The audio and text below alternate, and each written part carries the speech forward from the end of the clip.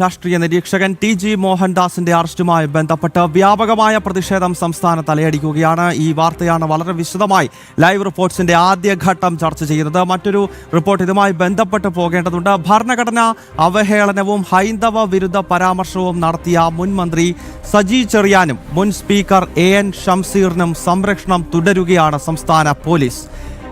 നോവലിലൂടെ സ്ത്രീകളെ അവഹേളിച്ച ഹരീഷിനെതിരെയും നടപടിയില്ല. ഭരണഘടനാ വിമർശനത്തിൽ സജി ചെറിയാന് നൽകിയത് ക്ലീൻ ചീറ്റാണ് ഇവിടെ വ്യക്തമാക്കുന്നത്. ഇടത് വലത് മുന്നണികളുടെ ഇരട്ടത്താപ്പ് നയമാണ്. ജിജീഷ് കരുണാകരൻ കൊച്ചിയിൽ നിന്നും ഈ വാർത്തയുടെ അപ്ഡേറ്റ്സുമായി ചേരുകയാണ്. ജിജീഷ്, ഈ ചൂണ്ടിക്കാണിച്ചിരിക്കുന്ന വിഷയം വളരെ പ്രസക്തമാണ്. ഒന്ന്, മീശ നോവൽ വലിയ പ്രതിഷേധം രാജ്യത്തൊട്ടാകെ അലടിച്ചതാണ്. കാരണം മുഴുവൻ ഹൈന്ദവ സ്ത്രീകളെയും, ക്ഷേത്രത്തിൽ പോകുന്ന ഹൈന്ദവ സ്ത്രീകളെല്ലാം മോശക്കാരാണെന്ന് ഒരുത്തനൊരു നോവലിനകത്ത് എഴുതി വെച്ചേക്കുകയാണ്.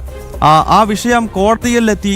എന്തുകൊണ്ട് ഇയാൾക്കെതിരെ ഒരു നടപടിയും എടുത്തില്ല എന്ന വലിയ വിമർശനം രാജ്യത്തൊട്ടാകെ ഉയർന്നു വന്നിരുന്നു. ഇനിയും സജി ചെറിയാന്റെ വിഷയമാണെങ്കിൽ ഭാരതത്തിന്റെ ഭരണഘടനയ്ക്കെതിരെയുള്ളൊരു വിമർശനം മന്ത്രിസ്ഥാനത്തിരുന്നു കൊണ്ട് നടത്തിയതാണ്. സജിയെ അറസ്റ്റ് ചെയ്തിരുന്നില്ല. അപ്പോൾ ധാരാളം ഉദാഹരണങ്ങൾ നമുക്ക് ഈ രീതിയിൽ ചൂണ്ടിക്കാണിക്കാൻ കഴിയുന്നുണ്ടല്ലോ.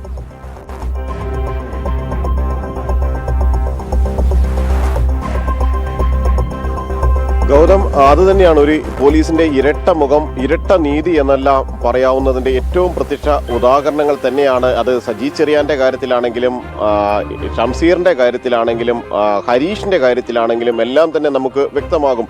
ഇവിടെ ടി.ജി. മോഹൻദാസിനെ അറസ്റ്റ് ചെയ്യാനും ഒപ്പം തന്നെ കസ്റ്റഡിയിലെടുത്ത് നാടകീയ രംഗങ്ങൾ സൃഷ്ടിക്കാനും എല്ലാം വലിയ വ്യഗ്രത കാണിച്ച അതേ പോലീസ് സംവിധാനങ്ങൾ തന്നെയാണ് സജി ചെറിയാന് ക്ലീൻ ചീറ്റ് നൽകുന്നത്. ക്രൈംബ്രാഞ്ച് അന്വേഷിച്ചു. ഭരണഘടന മല്ലപ്പള്ളിയിൽ നടത്തിയ ഒരു പ്രസംഗവുമായി ബന്ധപ്പെട്ടാണ് ഭരണഘടനാ വിരുദ്ധ പ്രസംഗം ഒരു തരത്തിലും അംഗീകരിക്കാൻ കഴിയാത്ത കടുത്ത നടപടികളുമായി മുന്നോട്ട് പോകേണ്ടതാണ് ആ ഒരു വിവാദ വാക്യങ്ങൾ എന്ന് വ്യക്തമായിട്ട് പോലും ഭരണഘടനയെ അവഹേളിച്ചതിന് യാതൊരു കേസോ തുടർ നടപടികളോ ഇല്ലാത്ത വിധം അന്നത്തെ ക്രൈംബ്രാഞ്ച് ക്ലീൻ ചിറ്റാണ് നൽകിയിരിക്കുന്നത്. ഹൈക്കോടതി അടക്കം ഇക്കാര്യത്തിൽ വിശദമായൊരു അന്വേഷണം വേണമെന്നെല്ലാം തന്നെ നിർദ്ദേശിച്ചതാണ്.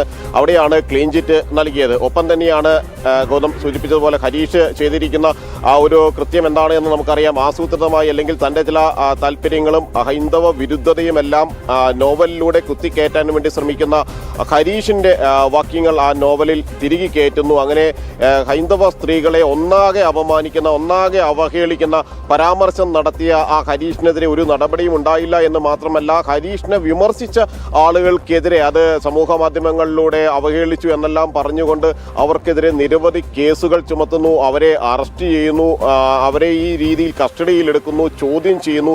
അങ്ങനെ അവിടെയും നാടകീയമായ ഏറെ രംഗങ്ങൾ ആ ഒരു സമയത്ത് സൃഷ്ടിച്ചിരുന്നു.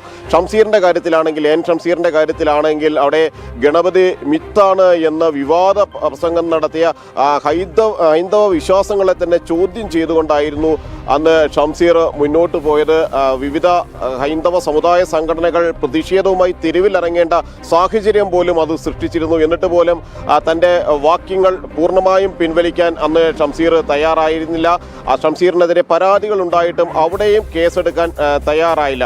അങ്ങനെ എണ്ണിയാലൊടുങ്ങാത്ത നിരവധി സംഭവങ്ങൾ, അത് CPM-ന്റെ നേതാക്കളാണെങ്കിലും കോൺഗ്രസിന്റെ നേതാക്കളാണെങ്കിലും മറ്റ് മുസ്ലിം ലീഗിന്റെ നേതാക്കളാണെങ്കിലും കെ.എൻ. ഷാജി അടക്കമുള്ള നേതാക്കൾ, അവരെല്ലാവരും തന്നെ ഇത്തരത്തിൽ പല തരത്തിൽ വിദ്വേഷ പ്രസംഗങ്ങൾ നടത്തുന്നു, വിവാദ പ്രസംഗങ്ങൾ നടത്തുന്നു, കലാപ ആഹ്വാനങ്ങൾ നിരന്തരമായി നടത്തുന്നു. അതിലൊന്നും തന്നെ അത് ഇടതു ഭരണത്തിന്റെ കാലത്താണെങ്കിലും വലതു ഭരണത്തിന്റെ കാലത്തിലാണെങ്കിലും സമാനമായ സ്ഥിതിവിശേഷത്തിലൂടെ തന്നെയാണ് മുന്നോട്ട് പോകുന്നത്. അവിടെയാണ് ഈ ഇരട്ടത്താപ്പ് വ്യക്തമാകുന്ന ഈ അനുഭവങ്ങൾ, ഈ സംഭവങ്ങളെല്ലാം തന്നെ വീണ്ടും ഓർത്തെടുക്കേണ്ടി വരുന്നത് എന്നതാണ് അതിൽ ഏറ്റവും പ്രധാനമെന്ന് പറയുന്നത്.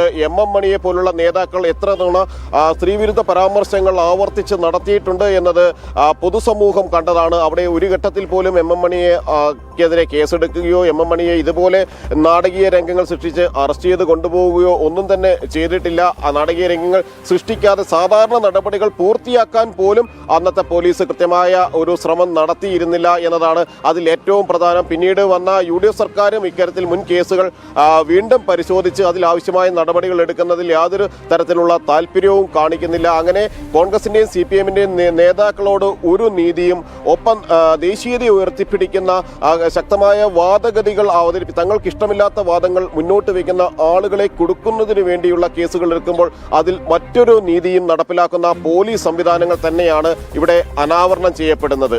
ഗൗതം.